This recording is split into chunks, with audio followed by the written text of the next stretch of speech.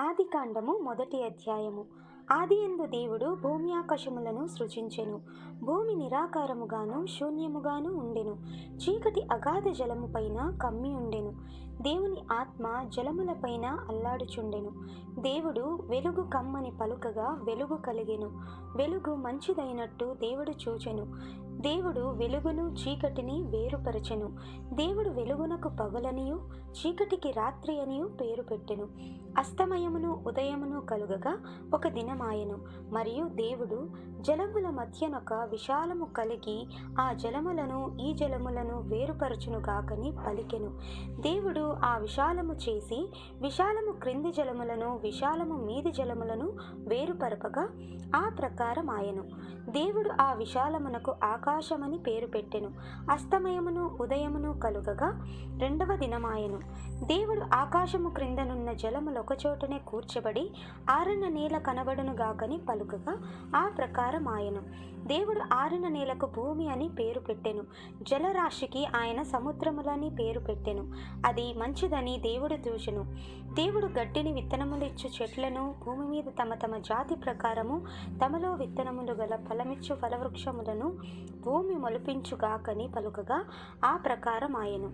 భూమి గడ్డిని తమ తమ జాతి ప్రకారము విత్తనములిచ్చు చెట్లను తమ తమ జాతి ప్రకారము తమలో విత్తనములు గల ఫలవృక్షములను మొలిపింపగా అది మంచిదని దేవుడు చూచెను. అస్తమయమును ఉదయమును కలుగగా మూడవ దినమాయెను. దేవుడు పగటిని రాత్రిని వేరుపరచునట్లు ఆకాశ విశాలమందు జ్యోతులు కలుగునుగాకని అవి సూచనలను కాలములను దిన సంవత్సరములను సూచించుటకై యుండుగాకనియు భూమి మీద వెలగిచ్చుటకు అవి ఆకాశ విశాలమందు జ్యోతులై యుండుగాకనియు పలికెను. ఆ ప్రకారం ఆయను. దేవుడు ఆ రెండు గొప్ప జ్యోతులను అనగా పగటిని ఏలుటకు పెద్ద జ్యోతిని రాత్రిని ఏలుటకు చిన్న జ్యోతిని నక్షత్రములను చేసెను. భూమి మీద వెలుగిచ్చుటకును పగటిని రాత్రిని ఏలుటకును వెలుగును చీకటిని వేరుపరచుటకును దేవుడు ఆకాశ విశాలమందు వాటినుంచెను. అది మంచిదని దేవుడు చూచెను. అస్తమయమును ఉదయమును కలుగగా నాలుగవ దినమాయెను. దేవుడు జీవము కలిగి చలించు వాటిని జలములు సమృద్ధిగా పుట్టించునుగాకనియు పక్షులు భూమిపైని ఆకాశ విశాలములో ఎగురునుగాకనియు పలికెను. దేవుడు జలములలో వాటి వాటి జాతి ప్రకారము జలములు సమృద్ధిగా పుట్టించిన మహామత్స్యములను జీవము కలిగి చలించు వాటినన్నిటినీ దాని దాని జాతి ప్రకారము రెక్కలు గల ప్రతి పక్షిని సృజించెను. అది మంచిదని దేవుడు చూచెను. దేవుడు మీరు ఫలించి అభివృద్ధి పొంది సముద్ర జలములలో నిండి యుండుడనియు పక్షులు భూమి మీద విస్తరించునుగాకనియు వాటిని ఆశీర్వదించెను. అస్తమయమును ఉదయమును కలుగగా ఐదవ దినమాయెను. దేవుడు వాటి వాటి జాతి ప్రకారము జీవము గల వాటిని అనగా వాటి వాటి జాతి ప్రకారము పశువులను పురుగులను అడవి జంతువులను భూమి పుట్టించుగాకని పలికెను. ఆ ప్రకారం ఆయను. దేవుడు ఆయా జాతుల ప్రకారము అడవి జంతువులను ఆయా జాతుల ప్రకారము పశువులను ఆయా జాతుల ప్రకారము నీళ్లను ప్రాకు ప్రతి పురుగును చేసెను. అది మంచిదని దేవుడు చూచెను.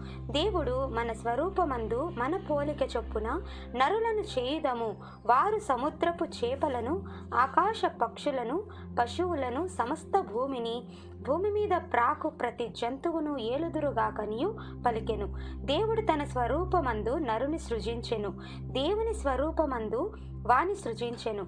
స్త్రీనిగాను పురుషునిగాను వారిని సృజించెను.